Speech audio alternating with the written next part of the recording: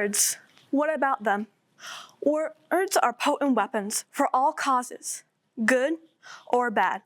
This quote is from Manly Hall, and it tells us a fact that is especially important in modern times. Hello, judges and fellow contestants. My name is Kylie Dowdy from Peoria 7th grade E-Campus. Words are powerful. In a country of free speech, both good and bad words are being spoken every day. We can use words to express our patriotism and love for our beautiful homeland.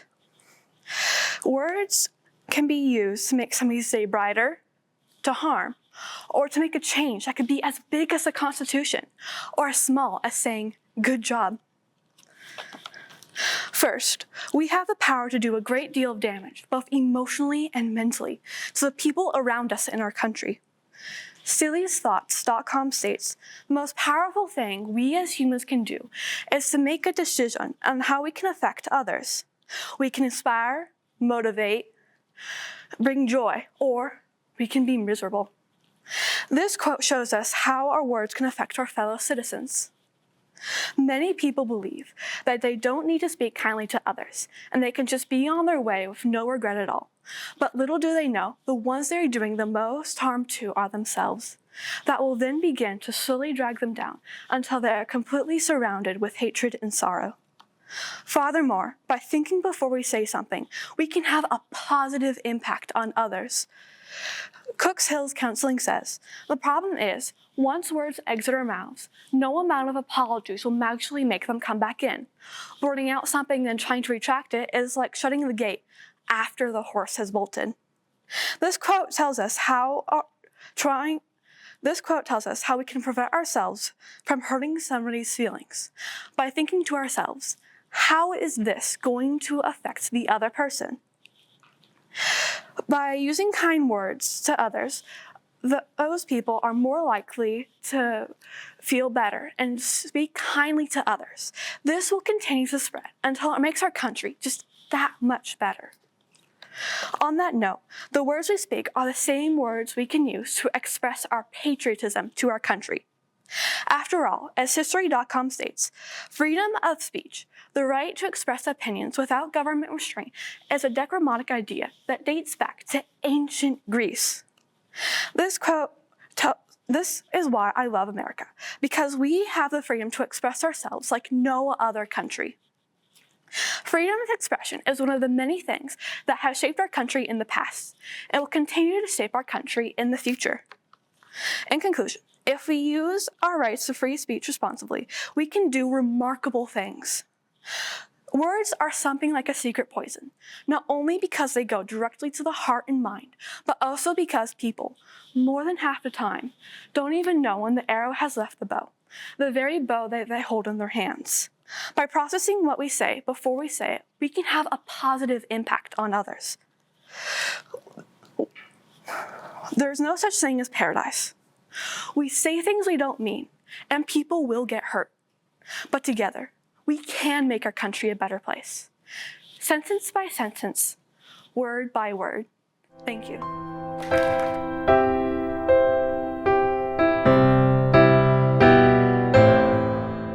We hold these truths to be self-evident that all men are created equal. Thomas Jefferson. Welcome judges, contestants, and guests. Hello, my name is Rahaf Najim, and today I'll be talking about the Declaration of Independence. The Declaration of Independence, also known as the Declaration, was drafted and adopted on July 4th, 1776. I believe this act gave us what we need today. This act shaped America. On July 2nd, 1776, the Congress voted to declare independence, which meant they officially decided to break away from Great Britain and establish the 13 American colonies as free and independent states. I believe that without this act, the 13 American colonies wouldn't be here today. The Declaration is something we needed. It evolved America. On June 11th, 1776, Jefferson began to write the Declaration. He hoped his words served as an expression of the American mind. Less than 3 weeks after he began, he presented his draft to the Congress. The Congress cut and changed much of his carefully chosen wording. Jefferson was not pleased with this act. I also believe what the Congress had done was not right. What does the Declaration of Independence say? Well, the Declaration signifies a lot. For example, individual rights, natural rights, the right to revolution, the independence from Great Britain, and the social contract theory. This explains that all people are equal and have the right to life. I believe that this act declared and shaped America to everyone's rights today. The Declaration of Independence stated that all men have the right to life, liberty, and the pursuit of happiness. It also declared that governments are created to protect these rights. It stated that if a government becomes destructive, the people have the right to change it. The Declaration of Independence also signifies freedom. It gave freedom to America by adding the 13 American colonies as free. It also gives every individual freedom of speech and freedom of opportunities. I believe that without the Declaration, America wouldn't have freedom today. The Declaration of Independence, the most important and dramatic statement to me. These united colonies are, and of right, ought to be free and independent states. This declared a complete break with Britain and its king and claims the powers of an independent country. In conclusion, the Declaration gave us the abilities to do a lot today.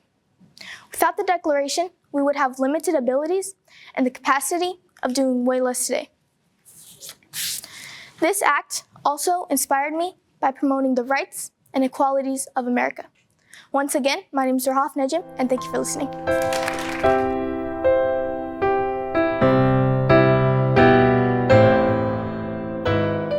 Life without liberty is like a body without spirit. This quote was said from Khalil Gibran, a Lebanese American writer. Welcome judges, parents, and fellow candidates. My name is Khalil Frazini. I'm representing Pioneer, and I'm here to talk about why I think American liberty is unparalleled to other countries. And in my speech, I will try my best to convince you all of that. By first saying how our liberty in America is unrivaled, then by expressing some of our greatest monuments that contribute on making our liberty incomparable to any other country, and finally, how our independence is everlasting. To begin with describing how our liberty in America is unmatched on the world stage, I will state how we have the ability to act with limited restrictions on our behavior. Meaning, we can act however we would like, but there are certain limitations to our behavior. It grants us the autonomy to express ourselves, pursue our interests, as well as making decisions based on our own beliefs and values. But, however, there are little rules that we must follow. There are places to safeguard our individual rights rather than to violate them. This balance between personal freedom and societal responsibility empowers us to live a good, humane life. Unlike many other nations, the United States was built on the idea that the government exists to protect these freedoms rather than to control them. This firm commitment to freedom is not only a fundamental part of American identity, but is also reflected across the symbolic monuments that stand across the nation. Give me your tired, you're poor, your huddled masses yearning to breathe free. This line is from the poem The Colossus, which was written by Emma Lazarus, made famous by the Statue of Liberty. The Statue of Liberty is known all over the world as the iconic symbol of freedom. The line then continues with the wretched refuse of your teeming shore. Send these, the homeless, tempest tossed to me, I lift my lamp beside the golden door. Imagine for a minute that you're on a boat, trying to escape poverty with a long, tiring journey of 10 whole days, and finally you look up and you see the radiant, gleaming light of the torch. It gave people hope, almost like a new opportunity to change and live the American dream. Another monument that keeps our liberty strong is the Lincoln Memorial, which was dedicated on May 30th, 1922. It was built to honor our 16th President Abraham Lincoln. This building symbolizes its liberty through its murals, its representations, and its inscriptions all across the building. This building gives importance to Abraham because he's a leader to us. He led the nation through the Civil War and emancipated slaves. Imagine doing all that work just to get one building for you. This monument serves as a strong, powerful symbol, giving glory to Abraham and recognition to President Abraham. Both the Statue of Liberty and the Lincoln Memorial contribute on making our liberty incomparable to any other country. In the United States of America, our liberty will be everlasting. Myself, along with numerous other Americans, have grown up with this freedom that we often take for granted. No matter what, our human rights cannot be taken away. As the 14th Amendment in the Constitution states, no state shall abridge the privileges or immunities of citizens of the United States, nor shall any state deprive any person of life, liberty, or property without the due process of law, nor deny to any person within its jurisdiction the equal protection of the laws. Many other amendments in the Constitution help support the idea that the liberty is everlasting, but the one I just stated stands the most out to me. It describes that no state can take away our unalienable rights. It says that I have the freedom as a minor to go to school, get a job, even be friends with whoever I would like. So ultimately, the legacy of liberty in America lies in its ability to adapt and endure, proving our independence will be eternal. In America, our liberty is unique because it's built on the idea that everyone has the right to be free and make their own choices. Unlike many other countries, our Constitution protects basic freedoms like life, liberty, and property. This means that no matter who you are, you may express your opinions and live how you want to. What makes our liberty special is that it's not just a right. It's not just a law. It is a part of who we are as Americans. It is something we fight to protect, and it's passed through generations, making America a place where freedom is at the heart of everything we do. To bring this all to a close, liberty in America is something utterly special. It is not just a right. It is a promise that everyone, no matter who they are, can live freely and speak their mind. America was assembled on the idea that freedom is not just for a few. It is for everyone. Our liberty has been fought for, sacrificed for, and protected by generations before us, and now it's our turn to keep it safe. The way we live our freedom, the way we fight for it, the way we protect it, makes liberty in America unlike anywhere else in this world. So, let us stand together, honor that freedom, and never forget how special and unique it truly is. Thank you.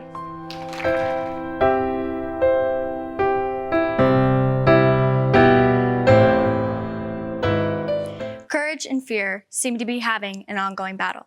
It seems as though this clash will never end. Hello, my name is Reagan Quant, and I pose the question to you today. Can you show courage and fearlessness in the face of fear itself? That question gets my mind in a twist. At first, I think I can. Then I repeat it to myself, and I start to think otherwise. There have been plenty of inspirational moments in American history, but in particular, there was one story that reminds me to confront fear with courage, showing that even in the face of overwhelming experiences, true bravery can inspire enduring change. Today, I'll be speaking about the case of Emmett Till and how his story not only serves as an inspiration to me 70 years later, but a numerous amount of other people over the course of history, including names we all know, such as Rosa Parks and Martin Luther King Jr. Emmett Till was a young 14-year-old African-American boy who was murdered August 28, 1955. He's the same age I am now. It sends shivers down my spine just thinking about it. One day in a grocery store, Emmett complimented Carolyn Bryant Donaham, a 21-year-old Caucasian woman, on her beauty. Being from out of town, Emmett didn't realize saying such comments to someone could be taken the wrong way. That same day, Carolyn went home and told her husband a twisted version of the story about how she had been harassed at the grocery store. Her husband, of course, infuriated, went out with a friend looking for Emmett, eventually kidnapping him. They beat him, shot him, and sank his body in the Tallahatchie River, where it was then found 3 days afterwards. Roughly about a year later, his murderers admitted to their crime for money, one of them later claiming they only killed him because he wasn't afraid. You heard that, right? Let me say that one more time. He wasn't afraid. On the brink of losing his life, death standing directly in front of him, he showed no fear. That's why they killed him. I feel as though this event not only inspires me, but a lot of other people, including Dr. Martin Luther King Jr. Dr. King mentions Emmett's brutal murder in 1955, where he says, "Little Emmett C. Till," screaming from the rushing waters in Mississippi. Dr. King mentioning Emmett in his speeches to highlight racial injustice. 8 years later, Dr. King delivered his iconic "I Have a Dream" speech, continuing to fight for equality for all African Americans. Dr. King isn't the only one who was struck with inspiration by Emmett's horrific murder. Rosa Parks said she was infuriated by Emmett's murder and lack of justice for his killers. She said she had recalled thinking of Till and others who suffered from racial injustice, which strengthened her resolve to take a stand on the Montgomery bus, saying, "I thought of Emmett Till and I couldn't turn back," which really truly shows how ready she was to take a stand against racism altogether. Emmett's death outraged the nation, exposing the harsh reality and scariness of racism altogether. Emmett's, his open casket funeral at his mother's insistence exposed the world to the horrific violence he had endured, sparking outrage and waking up a nation of protesters to demand change. This world has many events that were substantial to the shaping of America, but when I first read the name Emmett Till, I knew nothing of his case. But as I investigated deeper, I was horrified. Words failed me as I realized the level of injustice he had experienced. Yet, during such an incredible tragedy, I felt a sense of pride. I was inspired in knowing he remained fearless in the face of this overwhelming heartlessness that he had experienced. I think it's pretty clear to see why his case was an impactful event in American history. Although racism will forever be solidified in America's history, it led us to the place we are today, the place we are right now. I believe African Americans were fearful to fight against racial injustice, but they did it anyway. They stood tall and took a leap of faith. So today I learned courage in the face of fear can overcome any obstacle. So I ask you, will you show courage or will you bend down to fear the next time it surrounds you? Thank you.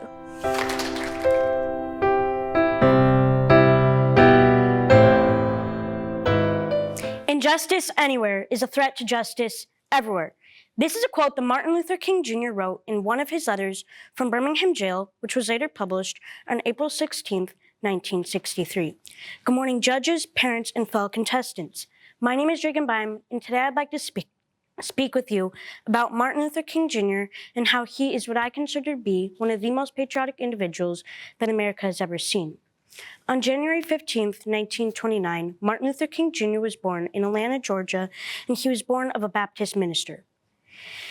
Later in his life, King received a doctorate degree in theology and in 1955 helped organize the first major protest of the African American civil rights movement after Rosa Parks went to jail for not giving up her seat for a white man on a segregated bus in Montgomery, Alabama.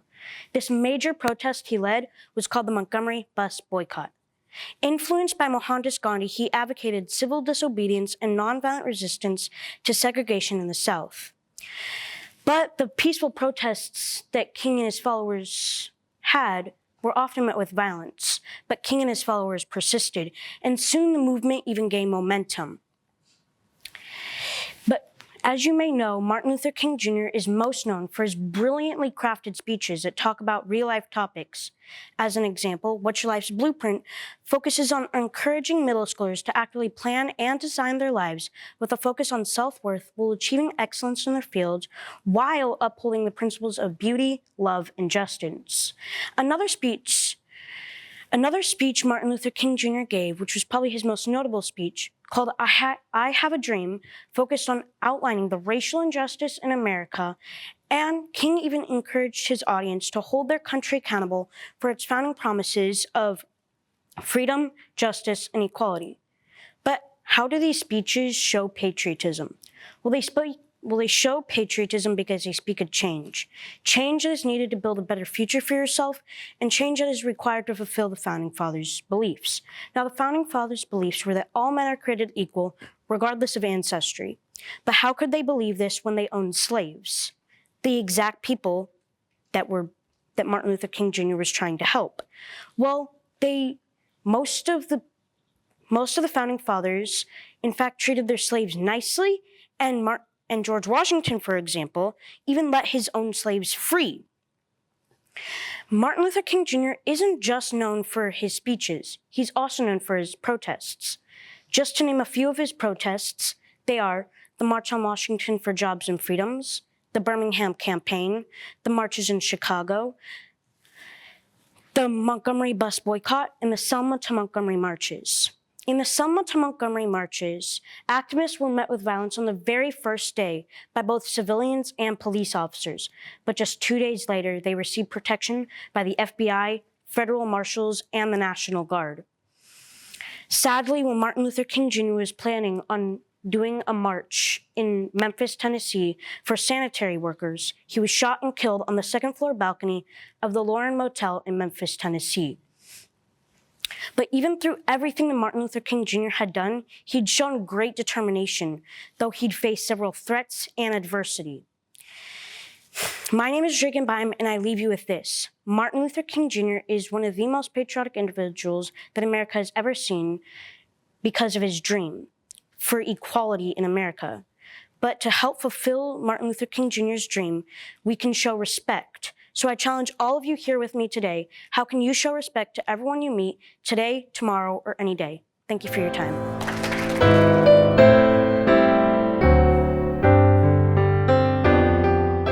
Good afternoon, everyone. Today, I want to tell you about a moment in American history that is both inspiring and powerful to me. A moment that shows how one group of people stood up and fought for their rights, changing the course of American history forever. I'm talking about the women who forced change through their movement and the passage of the 19th Amendment, which gave women the right to vote in 1920. Imagine for a moment being told that because of your gender, you are not allowed to have a voice in the decisions made in your country, decisions that affect your life and your community. For most of American history, women were denied the right to vote, but women didn't give up. They didn't accept this unfairness, but they decided to change it. They fought long and hard for equality and the right to be heard. They were called suffragettes, meaning women who were fighting for the right to vote. It all started in the mid-1800s when women like Elizabeth Cady Stanton and Lucretta Mott began organizing the first Women's Rights Convention in Katy. In 1848, in New York, they called for the equal rights for women, including the right to vote. They weren't just dreaming about their future, they were demanding change right then and there. But gaining the right to vote wasn't easy. For decades, women worked tirelessly, holding rallies, marching, speaking out, and even facing arrest. One of the most powerful voices in the women's rights movement was Susan B. Anthony. She dedicated her life to the cause of women's suffrage. She traveled across the country to give speeches and challenge laws that kept women from voting. She faced constant pushback, but she never gave up. She believed that every woman deserved the right to have a say in her government. In 1920, the 19th Amendment was finally passed.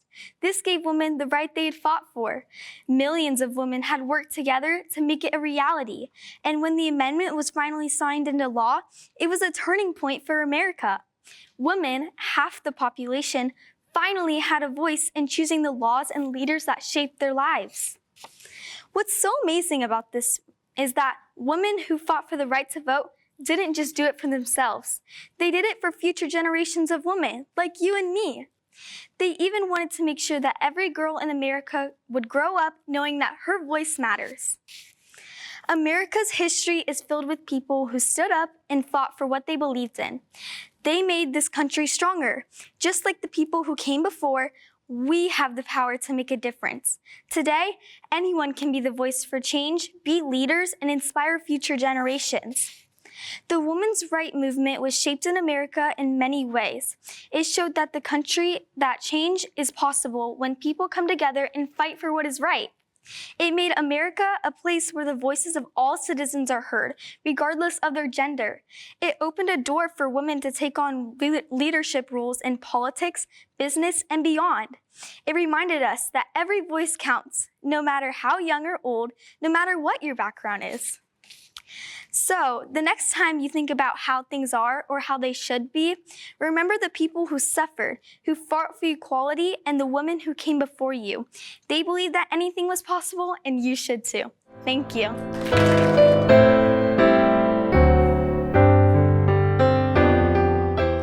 There are 27 amendments, but which one affects our daily lives the most? Hello, fellow contestants, audience, and judges. My name is Aubriana Cohen, and I believe the First Amendment affects our daily lives the most. Although people may disagree with me, I believe the First Amendment affects our daily lives the most because it grants us the freedom of speech, the freedom of religion, and the freedom of press. The first freedom I will be talking about today is the freedom of speech. The freedom of speech is when the government cannot restrict a person's abilities to express their opinions or ideas. The government can also not retaliate against someone for something they said. Without the freedom of speech, we would be silenced. We wouldn't be able to defend ourselves in legal cases, and we also wouldn't be able to make our own decisions because the government would be in control.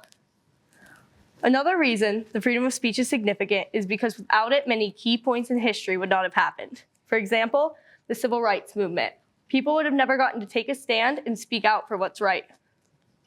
The freedom of speech has already significantly impacted our lives today, and it's only one of the freedoms of the First Amendment.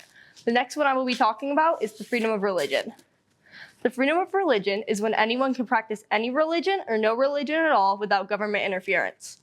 The government can also not establish a national religion or favor one religion over the others.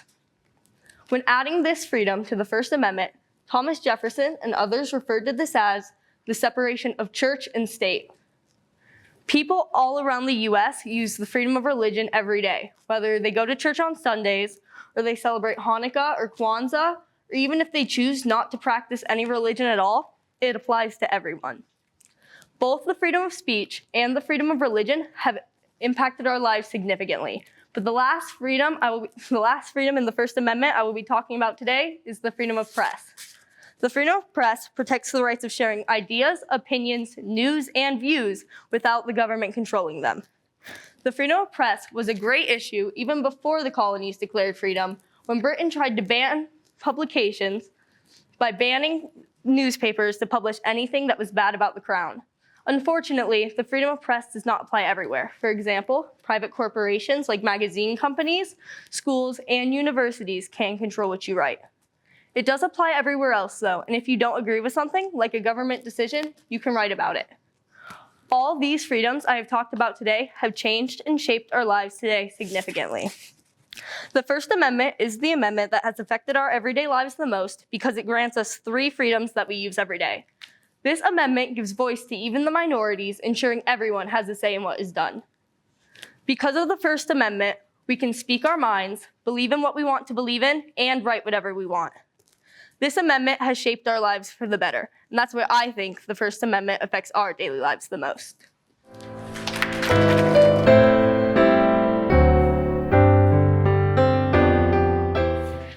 Hello, judges, contestants, and audience. My name is Itsiana Castellanos, and I would like to welcome you to the 38th Annual Patriotic Speech Contest. People in World War I had little to no freedom of speech. If they said something slightly controversial, the government would punish them. Imagine living in a society where you do not have the right to express yourself. We should all be grateful for all the rights and liberties we have. Freedom of speech, the rights to pursue any religion, and pursuit of happiness are all things that you and I should appreciate about being an American. Valuing free speech, following any religion, and to pursue your own happiness are all incredibly important to all American citizens. If all printers were determined not to print anything till they were sure it would offend nobody, there would be very little printed. Benjamin Franklin. Freedom of speech is the right to express yourself without any government interference or punishment. Benjamin Franklin is a notable example of freedom of speech. He authored many essays on the right and ended up influencing his peers into writing it into the United States Constitution. He believed freedom of speech is essential to democracy. I believe the same.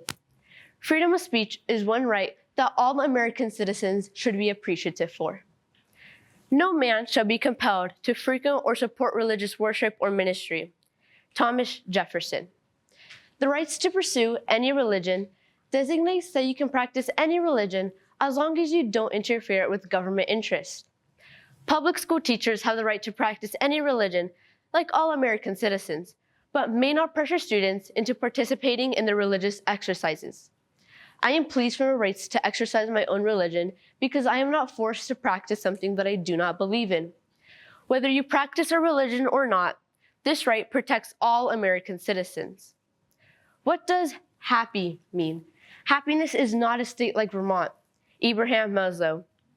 The pursuit of happiness has numerous meanings, such as the ability to go after your aspirations, the pursuit of a meaningful life, and to do what makes you happy.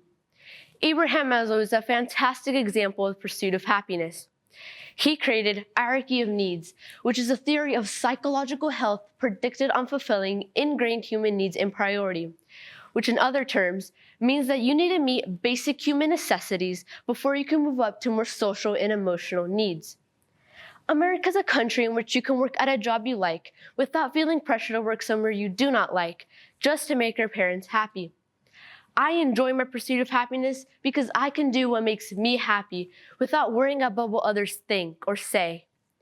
As stated before, the word happiness has many meanings, which means the way that you interpret the word happiness could be completely different from mine. The pursuit of happiness is one right that we should all be grateful for.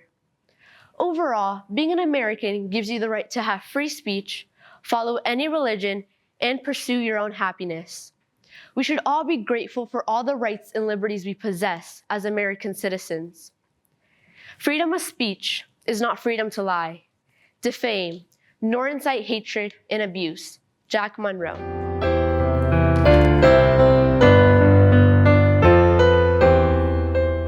Give me freedom or give me death, said by our founding father, Patrick Henry. Good morning, good afternoon, good evening to everyone here right now. The United States is so popular and praised thanks to the freedom it offers and something many like to title as the American dream. We are fortunate to have so many privileges and rights that so many others don't. For example, I lived in Colombia for a long time, up to my 3rd year of life and even onwards. However, I'm not oblivious. I know it is a third world country and nothing, I think, will change that. That means that we don't have as many advantages, privileges that first world countries do. Be it just because of poverty or just, again, lack of opportunity. However, I am a citizen of the United States. I was born here, but I have had the luck of seeing two sides of one coin, North and South, and had the chance to evaluate the differences. Now, as a citizen, I can enjoy and appreciate the rights and freedoms I have, like the right to vote, the right to take advantage of these opportunities I have been presented with, and to express myself freely. In fact, the United States is various times called the country of freedom. This is because our country is so diverse. We have cultures from all around the world, people with so many backgrounds and so many religions. The freedom to express all these qualities is our First Amendment. The freedom of speech, the freedom of expression, and the freedom of religion. It allows us to say what we wish, what we think, and what we believe.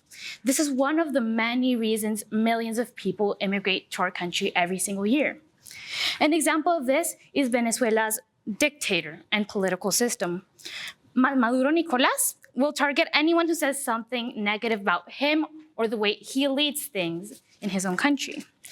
He is one of the main reasons we have such a large population of Venezuelans in the United States, and one of the reasons so many people run. The United States will always be a place where we will always have all kinds of these opportunities, from educational, laboral, and even political. There are countries where you are required to take tests to decide what you can and what you cannot do. However, here you are able to do almost anything you want, just as long as you study and finish your education. As an American citizen of the United States, we may protect our freedom. The Second Amendment states that the citizens are allowed to keep weapons and guns in their houses and use our weapons responsibly to protect ourselves, our properties, and rights. In Germany, back during the Nazi regime, the Nazis would keep count of who did and who did not have guns and then made it illegal as a whole to even own any weapons. In the present, we have this amendment to help us just in case something goes wrong. A soldier may not impose on anyone's house, whether in time of peace or in time of war. Law enforcement is not to be allowed inside your house without a warrant signed by a judge either. We may also speak out and protest against anything we don't think is right. This is an effective and good way of countering against anything that isn't right. Citizens are born with the right to vote by the age of 18. You and I are allowed to vote for whoever we think is a good representation of the country and the people. We can select officials who can make good use of our resources. What I'm trying to say is that we are free to do almost anything we want, and how we may lead our lives and how we'll make good use of our constitutional rights. We the people are one nation under God. We should all respect ourselves and our countries. We are blessed to be part of one of the best nations in the whole entire world. We have our own autonomy and we have the right to express our democracy. I am a patriot, and I can proudly say so that I uphold and understand the meaning of the Star-Spangled Banner and am going to contribute to the growth of this country. Thank you for listening.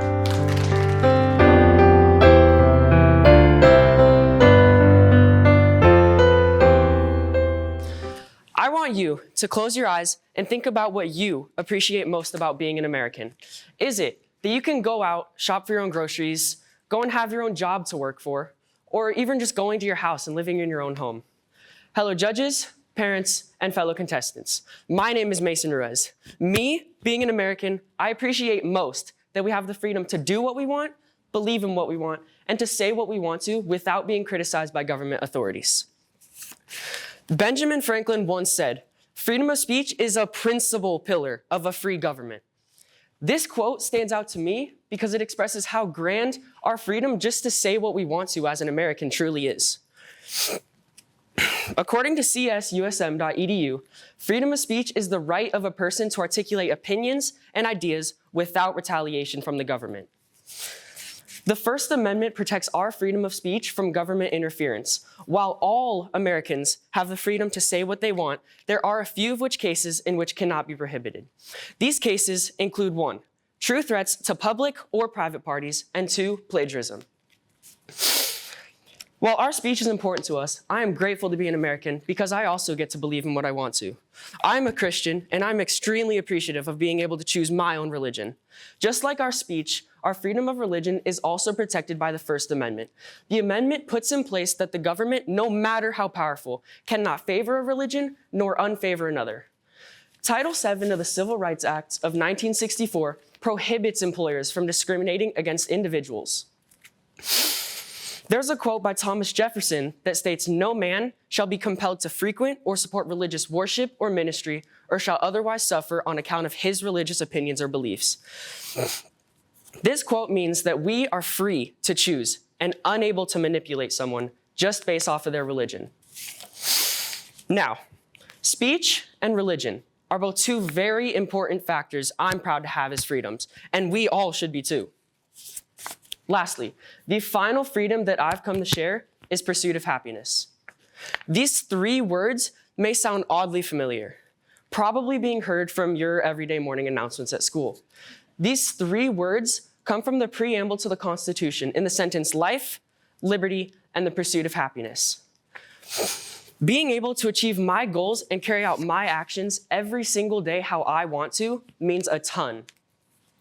According to George Mason's Virginia Declaration of Rights, pursuit of happiness refers to the enjoyment of life, liberty, and with the means of acquiring and possessing property and pursuing and obtaining happiness and safety.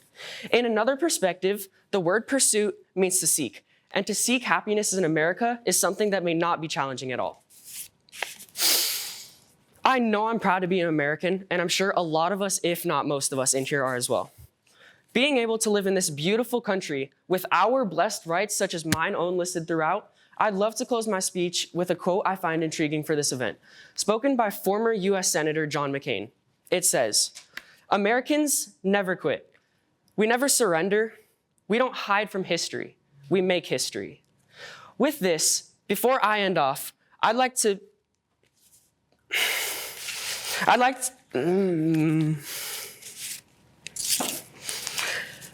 you all to think again one last time why you appreciate being an American. Have an amazing rest of your day, and thank you for your time.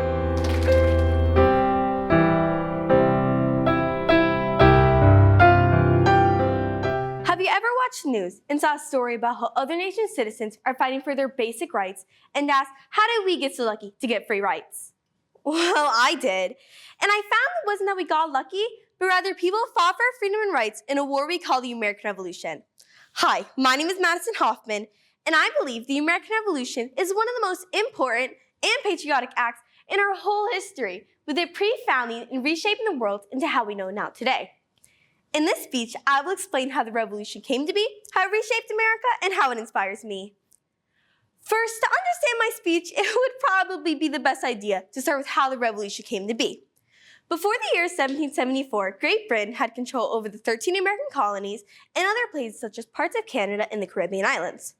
The leader of their continental monarchy was King George III. There are many reasons why the citizens wanted the revolution, such as how they had to pay such high taxes, such as the tea tax. Meanwhile, King George went in a shopping spree.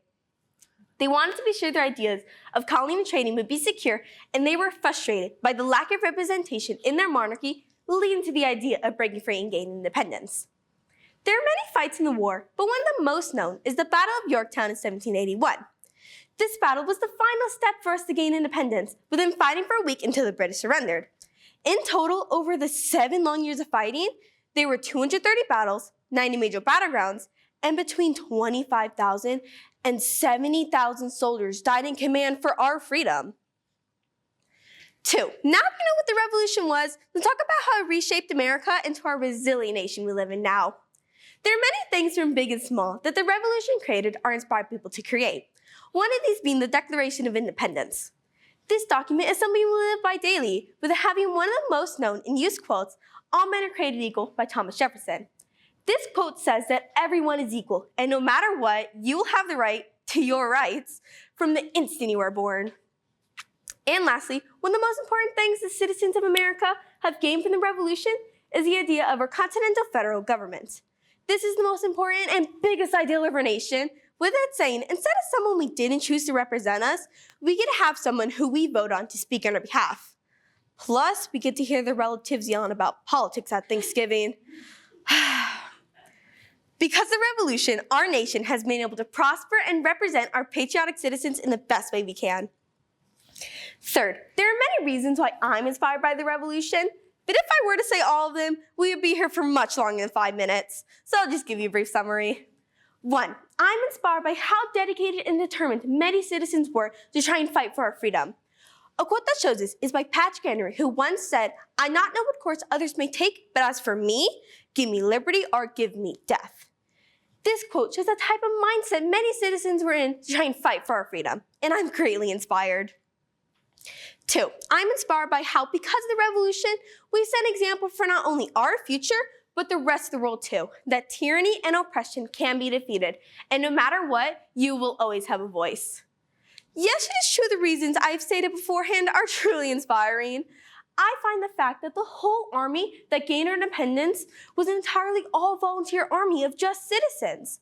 I find it so inspiring that over 250,000 truly selfless citizens joined the army to fight for what they believed in and didn't just wait on the sidelines watching other people fight the battle for them, but instead they took a stand and in doing this has won our independence. In conclusion, the American Revolution was a battle that won our independence from Great Britain, reshaped America, and has inspired me in many ways. Because of the revolution, we have the ideals we live by daily, such as "All men are created equal" by Thomas Jefferson and our continental federal government.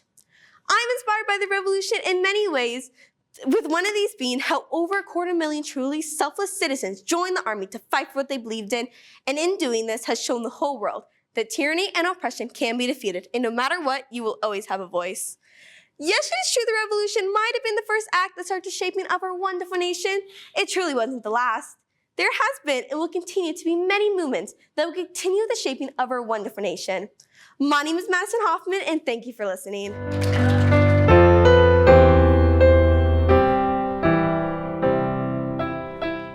This nation will remain the land of the free only so long as it is the home of the brave. Elmer Davis. Good morning, fellow students, parents, and judges. My name is Camilo Childs. I would like you to take a moment to ask yourself, what have I done to be brave for my country? Did you fight for the United States in the military, or did you cower in the corner when the time came? All American citizens must serve in the military. The military guarantees life benefits, creates leaders, and it is the most patriotic job there is. In today's economy, young people are scared to grow up, scared to work so hard that they'll suffocate. It's as if we can't even breathe without paying for it. However, by going into the military, you can earn up to $9,000 a month, have paid leaves of absence, and cash bonuses. The military offers full medical coverage through TRICARE, not only for service members, but also their families. The Department of Defense created a tax-free system called Basic Allowance for Housing for military members to have better access to quality living. The military also offers tax-free filing services and financial counseling. There aren't many jobs today that we can get coming out of high school that will provide support in paying for training programs, college, and even graduate school. Yet, the military offers all of these benefits because protecting your country protects you with a 401k provided by the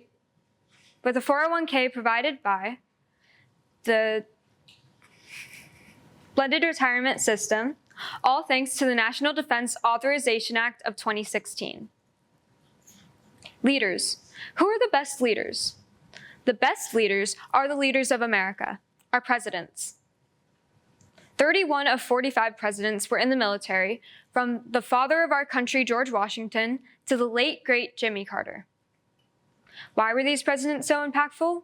Well, they learned discipline, accountability, resilience, adaptability, and the ability to work well under pressure from their service. This can be you. These values would be a great improvement in today's society, seeing that so many citizens of this new generation lack these characteristics that the military can and will instill into them only if they serve. Join the military, serve for your country. Serving in the military is the absolute most patriotic job ever.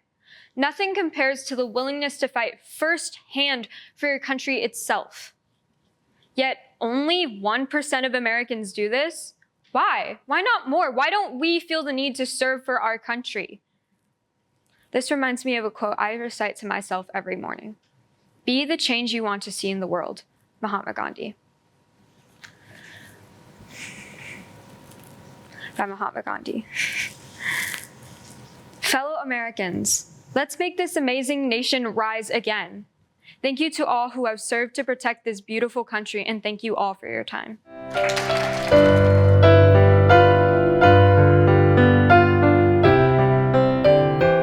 The opportunities provided in America vary drastically, but all are granted through citizenship. And America has provided every material needed to become a naturalized citizen, giving all the opportunity to achieve the American dream, and not only those who are granted these rights at birth. This allows for everyone to take up any chance in America that had previously seemed impossible. Good morning, audience, judges, and fellow contestants. My name is Ethan Cervantes, and today I will touch on the appreciation that I hold dear towards America's opportunities and blessings. One opportunity provided in America is the ability to start one's own business. My father took this opportunity and ran with it when in 2014, he started his own business, a mechanic shop, fixing the transmissions of cars. While it was a struggle at first, my father persevered through the difficulties and is able to live in what we commonly know as the American dream, achieving success and prosperity through dedication, hard work, and faith in this dream. Now, this isn't only attainable by my father. America gives its people the tools needed to accomplish such a dream. Starting a new life in a new nation may seem like a fantasy to most people. However, America makes this a reality by giving immigrants the opportunity to become United States citizens and lead a better life here. In 1984, my mother, grandmother, and aunt immigrated from El Salvador to the United States, fleeing from a civil war and with the goal of becoming United States citizens. They initially lived in California, later moving to Arizona following their family. The ability to become naturalized has become possible, giving all who wish to start a new life the opportunity to do so. When my mother was 26, she became a United States citizen. This process took her 9 months to complete, and although not the easiest process, this is still an accessible opportunity that America provides for those who want and for those who most likely need for varying reasons. Now, the ability itself to become naturalized was passed in 1790. At first, it was discriminatory. It was limited to only the white. But ever since 1870, America has allowed every race to become citizens in the US. This opportunity to become naturalized and the opportunities America has provided as a whole have led to cultural diffusion, shaping America into what we know it as today. This exposure to multiple cultures has allowed for growth as a nation, bringing America together. America's freedoms and opportunities are granted to every citizen born or naturalized in the United States. Becoming naturalized has become possible, giving all who wish to start a new life the opportunity to do so. Leading to America's exposure to multiple cultures, all within the idea of being able to experience the American dream, with America providing all materials needed to accomplish anything, changing the view on what is and on what is not impossible. Thank you for your time.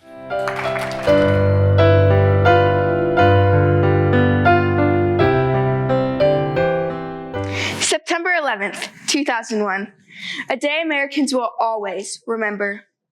It is the day when time stood still, yet passed with much haste. The day when our country rose above and united against all odds. The day when tragedy struck the heart of our nation and its citizens. The moment when our country became a family. Senator John Kerry said, "It was the worst day we have ever seen, but it brought out the best in all of us." Although there have been many events that have shaped America over the past 249 years, including the American Revolution, Civil War, and attack on Pearl Harbor, the single most influential event of our time is 9/11. Born out of tragedy, heartbreak, and devastation, is a nation who became united, stronger, courageous, empathetic, and determined. The events of September 11th transcended race, religion, age, gender, and location, and brought Americans together in grief. And like the great mythical phoenix, allowed our nation to rise up from her ashes. According to the Pew Research Center, the aftermath of the September 11th attacks caused a greater focus on home life and time spent with family. Immediate response to 9/11 included the flying of American flags and a surge of military enlistments. September 11th is a moment in time, embedded in everyone's mind old enough to remember, each of whom can recall where they were, what they were doing, and how they felt when they heard and saw the towers collapse that Tuesday morning. I had the opportunity to visit the 9/11 Memorial in New York City and Ground Zero. The way I felt there was humbling.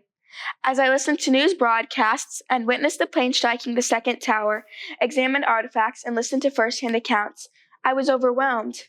It was hard to process and comprehend, yet at the same time, I felt proud to be an American. According to the World Trade Center, the 9/11 Memorial and Museum attests to the triumph of human dignity over human depravity and affirms an unwavering commitment to the fundamental values of human life. The selflessness of first responders and brave individuals will always be remembered. According to the Department of State, 2,977 innocent people were killed by 19 suicide attackers, and over 6,000 people were injured. In 2018, Dr. Michael Crane, director of World Trade Center Health Program and Clinical Center of Excellence at the Mount Sinai Hospital, stated that in just a mere 17 years following the terrorist attacks, over 10,000 first responders had been diagnosed with cancer due to toxic exposure, including Kevin Kenneman, a family friend. And more people have died from this than were killed in 2001.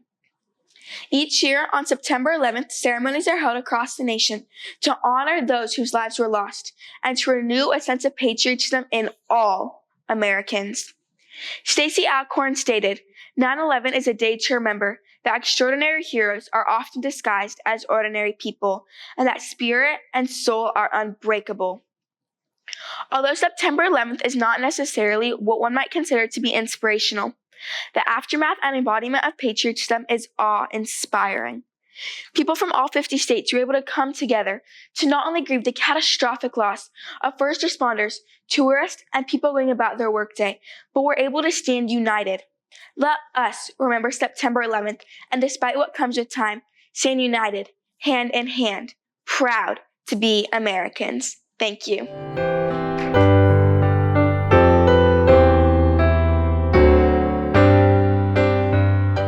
Out of all the amendments to the Constitution, there's one that defines America, one that we sailed across the ocean to create, that we fought a war to protect, one so significant that it was the first and foremost in the Bill of Rights.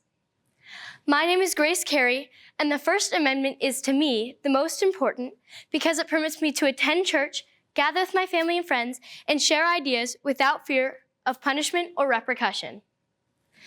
The First Amendment states that Congress shall make no law respecting an establishment of religion or prohibiting the free exercise thereof, or abridging the freedom of speech or of the press or the people peaceably to assemble and to petition the government for a redress of grievances.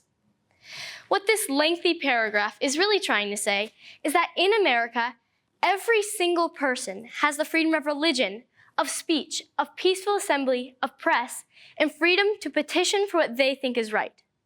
The First Amendment is chock full of valuable natural human rights that surprisingly did not come into play until 1791, a decade and a half after the United States became a country. The initial part of the amendment mentions freedom of religion. For me, this means that I'm free to go to church, also exercising my freedom to assemble, and to invite others to come with me. Moreover, if I ask anyone to go to church, they do not have to come, because every religion, or lack thereof, is equally respected by the Bill of Rights. Part 2 of the amendment grants Americans freedom of speech and press. Naturally, right? But it is not as common as it sounds. In countries such as China, North Korea, and Uzbekistan, the freedoms of speech and press are not freely permitted like they are here in America. Here, you can say or publish nearly everything. Having this freedom guards against complete political control. There is speech, however, that is not constitutionally protected. You may not, by law, instigate illegal actions, and as a student, we are prohibited from obscene speech and promotion of drug use at a school-sponsored event. On the friendlier side, the freedom of press allows me to have endless news sources at my fingertips, and the freedom of speech allows for unrestricted conversations to whomever I choose and unmonitored dinner table discussions with my family and friends, as long as I am not instigating illegal actions, of course. What I have not mentioned is that the First Amendment also covers the right to petition the government for redress of grievances. Now, even though I do not exactly use this one, it is inspiring. Looking back in time, this section of the Bill of Rights was flexed specifically in the mid-1950s, 1960s during the American Civil Rights Movement. Many brave African Americans during this time gathered together to fight peacefully for their equal rights. Rosa Parks and Martin Luther King Jr. are famous for protesting for the natural human rights that they were born with. The final reason that the First Amendment stood out to me is it is exercised daily. Even right now, as I deliver this speech, I'm practicing the freedom of expression, and you who are listening are putting to use the right to assemble. Most of the other amendments are used much less frequently. Some amendments, such as the one involving military residence, might never come into play within the lifetime of a generation. But the First Amendment will always be relevant in the everyday lives of Americans across the country.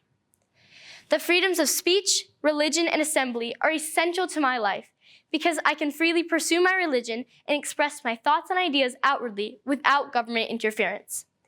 As Hugo Black, Associate Justice of the Supreme Court, put it, the very reason for the First Amendment is to make the people of this country free to think, speak, write, and worship as they wish, not as the government commands.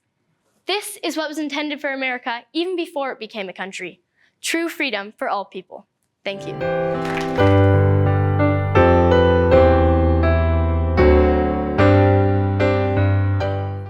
Imagine, if you will, an alternate United States where women are denied their basic human rights. The voices of minorities across the land are excluded, and the abominable practice of slavery explicitly protected. Crazy, right? Fortunately, one of America's greatest defenses against these oppressions was created, the living Constitution, perfectly encapsulating the ideas of the great minds who wrote it, while still allowing for the necessary changes to come. Even so, many people still degrade the principles of our Constitution without re-evaluating their true purpose. Greetings, judges, parents, and fellow contestants. My name is Marcelo Saldamondo. The Constitution is a living document due to the recognition of its flaws, consideration of our country's advancements, and the necessary adaptation over time.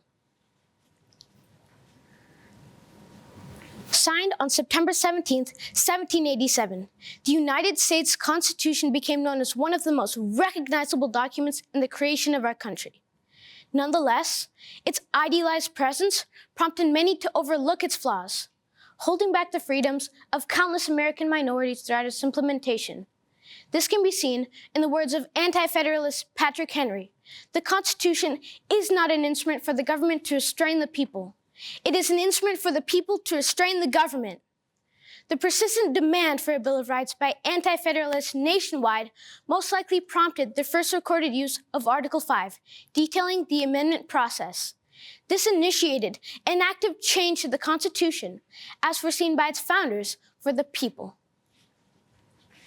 In hindsight, It seems obvious that the pragmatic man of our Constitution would have accounted for our nation's evolution moving forward as each burgeoning year goes by in the present. Take this quote by David A. Strauss as an example. Present-day interpreters may contribute to the evolution, but only by continuing the evolution, not by ignoring what exists and starting anew. As a result, advances in technology, surpluses in territory, and added multicultural perspectives have significantly called for the adaptation of newer amendments over the now 235 years since its ratification.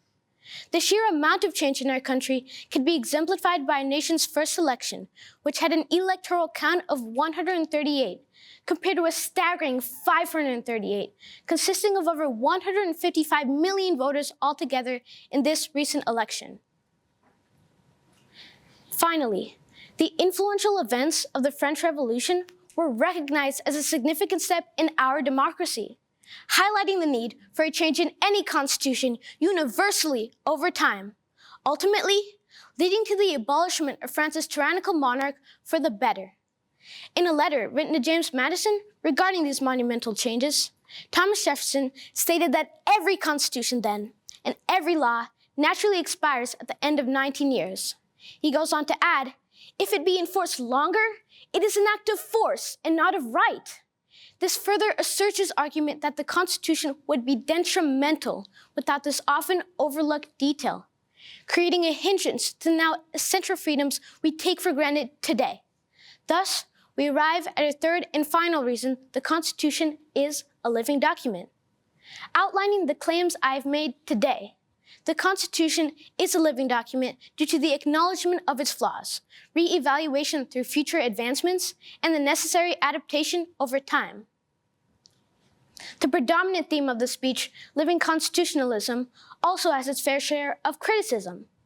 A common antithesis, originalism, argues that a living constitution misses the point of law as a whole, to be interpreted solely through the eyes of its originators. Yet, two clashing sides of this much-debated concept exist. Which one is superior? Well, let me ask you this. Would you rather live in a nation bound by its former founders, practically frozen in time?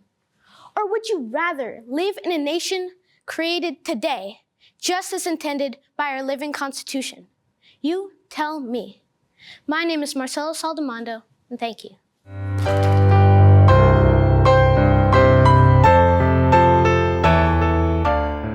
I want you to imagine you're on a plane 35,000 feet in the air. At first, everything seems normal, but is it? Suddenly, there is a scuffle. A man announces he's taking over the plane and he has a bomb. What do you do? Or what if you're in New York City, commuting to your office when disaster strikes? A plane hits the World Trade Center and the whole city is thrown into panic. What's next? How do you react? Ladies and gentlemen, I ask these questions today because they are not imaginations, but realities that hundreds of thousands of Americans had to face on the infamous day of September 11th, 2001. This event inspires me not because of the disasters, but because of the determination and patriotism Americans showed that day. Take Todd Beamer, who rallied the passengers on Flight 93 to overthrow the terrorists and save thousands of lives. Wells Crowther, who saved over 15 people from the World Trade Center as it collapsed. Even the American people who banded together after 9/11 to show support and patriotism toward our country. Welcome parents, teachers, judges, and fellow contestants. My name is Lauren Tegler, and I am here today to prove how the events of 9/11 not only changed history, but showed how dedication and patriotism can save lives. On September 11th, 2001, at 8:46 a.m., United Airlines Flight 93 departed from Newark International Airport. On board were 40 passengers and 4 hijackers. At 9:28 a.m., the terrorists took control of the cockpit, forcing the passengers to the back of the plane. But instead of panicking, 32-year-old Todd Beamer had the passengers take a vote: stay down or fight. After much deliberation, they made a choice that would in turn save thousands of lives. The passengers charged the cockpit, throwing plates and glass at the door to disrupt the terrorists. In an attempt to stop them, the terrorists threw the plane from side to side and were eventually left with no choice but to crash the plane into the ground, going upward at 580 miles an hour. The passengers on Flight 93 knew they were going to die, but they also knew that they were Americans. They would do anything for their country. They are and forever will be an inspiration to all Americans, changing history by bringing down the plane, saving our capital and thousands of lives. 293 miles away, disaster had struck. United Airlines Flight 11 crashed into the North Tower of the World Trade Center. Panic arose across New York, people screaming, sirens wailing. What had just happened? How could this have happened? Suddenly, a second plane struck the South Tower, and the whole city was thrown into panic. This was no accident. This was no mistake. This was an act of terrorism. But as the city panicked, one man in the South Tower stayed calm. That man was Wells Crother. As a child, Wells's father gifted him a red bandana, which he always wore under sports uniforms. So, when the South Tower was struck, Wells thought not of himself, but of the people below him that were in danger. After carrying people down an estimated 19 flights of stairs, he did the unthinkable. Wells ran back inside and began to save even more people. After 56 agonizing minutes, the tower collapsed, with Wells and 8,000 other people still inside. 9/11 inspires me because it shows that in a time of need, Americans can step up to do the right thing. You, me, or even a man in a red bandana. Lastly, I would like to touch on the bravery and patriotism Americans showed that day. It was reported that an estimated 3,000 Americans helped the rescue and cleanup efforts, including over 9,000 firefighters and police officers. After 9/11, it was reported that Walmart has sold around 450,000 American flags within just 3 days. The American Red Cross received almost $1.1 billion in donations, and over 260 new charities were formed.